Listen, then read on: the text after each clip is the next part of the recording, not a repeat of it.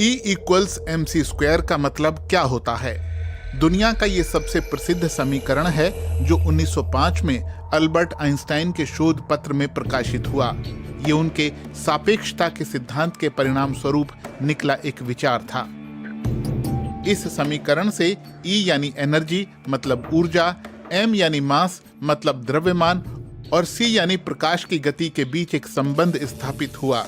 इसका अर्थ है कि छोटे से भार में भी बहुत ज्यादा मात्रा में ऊर्जा होती है। एटम के न्यूक्लियाई जब आपस में टकराते हैं तब यही होता है। सूरज के भीतरी हिस्से में भी ऐसी ही टक्कर यानी फ्यूजन होता है।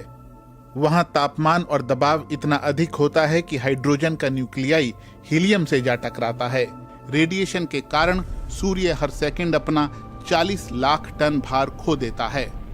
हालांकि उसके कुल भार के हिसाब से देखें तो ये समुद्र से बाल्टी भर पानी निकालने जैसा है। क्योंकि छोटी सी मात्रा में भी विशाल ऊर्जा होती है, इसीलिए वैज्ञानिक पृथ्वी पर सूरज जैसी प्रक्रिया यानी न्यूक्लियर फ्यूजन से ऊर्जा पैदा करने के तरीके खोज रहे हैं। हालांकि ऐसा होने में बहुत समय लगेगा।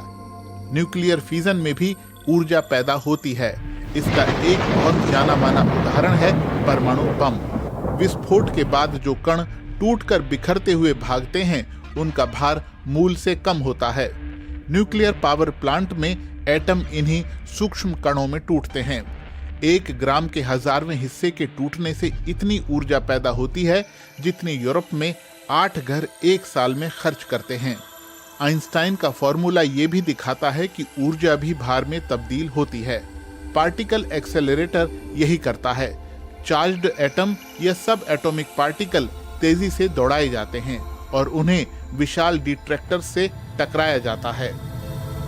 उस टक्कर से पैदा हुई ऊर्जा से पदार्थ या पार्टिकल्स बनाए जाते हैं। ब्रह्मांड इन्हीं नन्हे पार्टिकल्स से बना है। इसलिए आप कह सकते हैं कि आइंस्टाइन के फॉर्मूला ने उन बुनियादी सिद्धांतों को खोजने में मदद की जिनसे हमारी दुनिया बनी है।